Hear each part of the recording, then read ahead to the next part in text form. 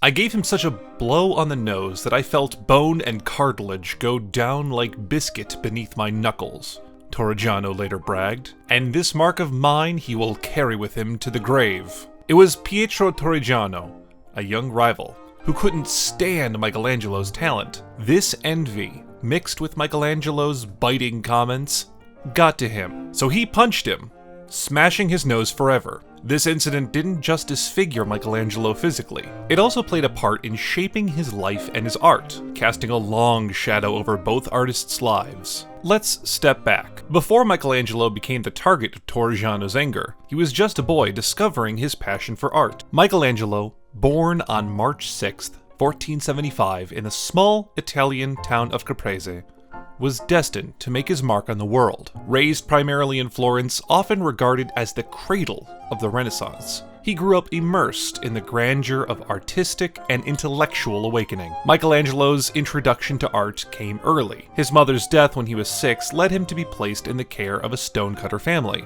The stonecutter's wife served as a surrogate mother, and his trade exposed the young Michelangelo to the craft that would later become his passion. Recognizing his interest, his father agreed to apprentice him at 13 to the well-known painter Domenico Ghirlandaio. His training under Ghirlandaio provided a strong foundation. Michelangelo learned the fresco technique, studied anatomy, and copied masterpieces of ancient Roman sculptures, developing his skills and finding his voice as an artist. These early years also exposed him to prominent figures of the Florentine art scene, sparking valuable friendships and rivalries alike, with the most notorious being that with Pietro Torrigiano. As Michelangelo navigated his early years, Italy underwent a profound transformation. The turn of the 15th century marked the height of the Renaissance, a period of intense cultural, political, and intellectual revolution. Italy, divided into numerous city-states, was a hotbed of political intrigue,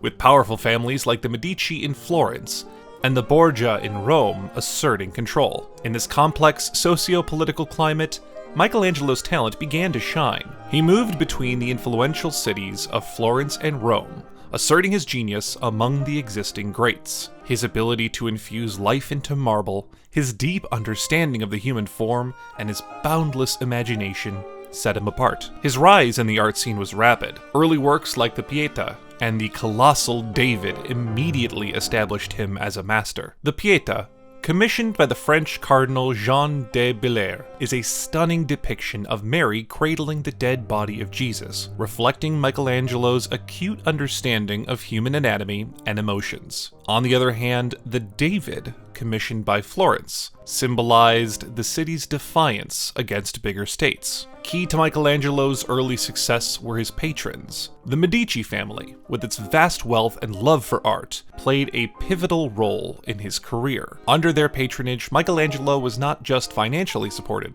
but intellectually stimulated, exposed to the leading philosophers and poets of his day. As Michelangelo's star continued to rise, casting a luminous glow on the Renaissance art scene, a shadow began to emerge, one that would lead to an explosive confrontation. That shadow belonged to Pietro Torrigiano, another young artist of significant talent, but a temper to match. Born in Florence, just like Michelangelo, Torrigiano also was a student at Lorenzo de' Medici's school, the epicenter of artistic cultivation during the Renaissance. This was where the two talents first crossed paths, and the seeds of their rivalry were sown. The friction between them grew out of a combination of professional jealousy and personal animosity. Torrigiano, although a gifted artist, was often overshadowed by Michelangelo's towering genius. Adding to the resentment was Michelangelo's sharp tongue, which had a knack for provocative remarks. The tension escalated, leading to the incident that would ruin their relationship and Michelangelo's visage. One day, their simmering rivalry reached a boiling point. Torrigiano,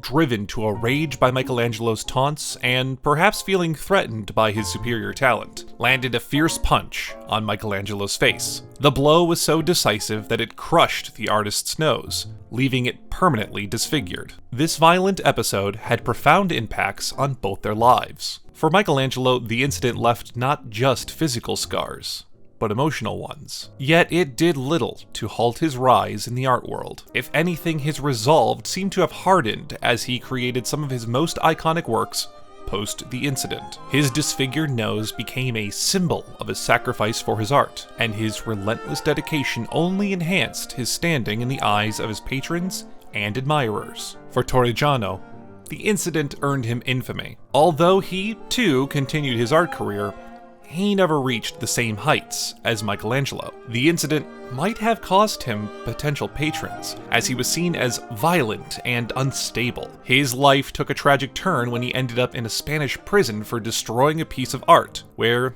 he reportedly died in poverty. As we continue this fascinating story, we invite you to participate. So, if you're enjoying this video, please hit that like button, share it with others, and don't forget to subscribe to our channel to stay updated with much more stories. Now, let's get back. While Torrigiano's life met a tragic end in a Spanish prison, Michelangelo's journey took a different turn. Despite the physical scar inflicted by Torrigiano's punch, the incident spurred him to new artistic heights. This resolve was reflected in the depth and intensity of his subsequent work. As Michelangelo matured, so did his artistic prowess, leading to the creation of pieces that would forever change the course of art history. Among the most iconic of his contributions stands the Statue of David, a masterpiece of Renaissance sculpture. Carved from a single block of marble, it showcased Michelangelo's unparalleled ability to bring the stone to life. The figure's tense posture and detailed anatomy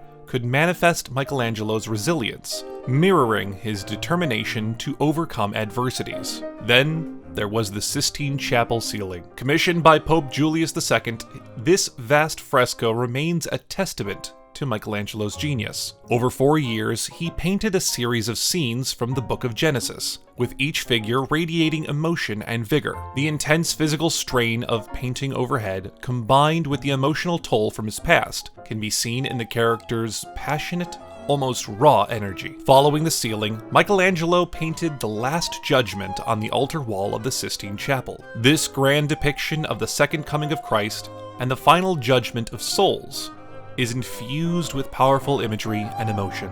It's not hard to imagine that the themes of judgment, redemption, and salvation might have been influenced by his trials and the incident with Torrigiano. Throughout this period, Michelangelo interacted with various artists and patrons who shaped his career. While he did have rivals, none were as infamous as his altercation with Torrigiano. He collaborated and competed with Leonardo da Vinci and Raphael, each pushing the other to new artistic heights. His relationship with his patrons, especially the Medici family and various popes, played a crucial role. They funded his projects and provided the intellectual environment for his creativity to flourish. As Michelangelo's patrons continued to fuel his creative endeavors, he breathed life into stone and paint, constructing a remarkable legacy. However, even as his artwork transcended time, Michelangelo was not immune to its passage. The artist continued to work well into his old age, but his strength waned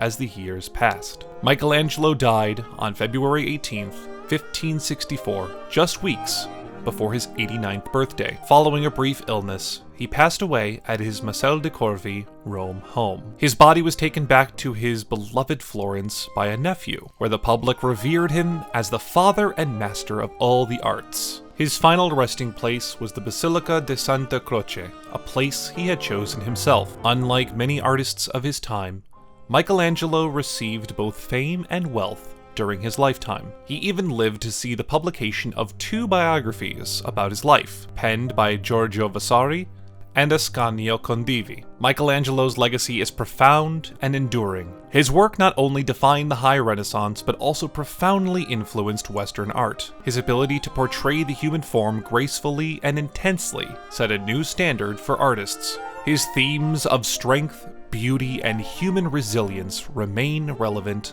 inspiring artists and enthusiasts even today. So, the life and legacy of Michelangelo, who sculpted, painted, and designed his way into history, left an indelible mark on the art world. But more than just his art, his unyielding spirit in the face of adversity continues to inspire. Thank you for watching the video. Until next time, keep exploring and keep learning. Goodbye.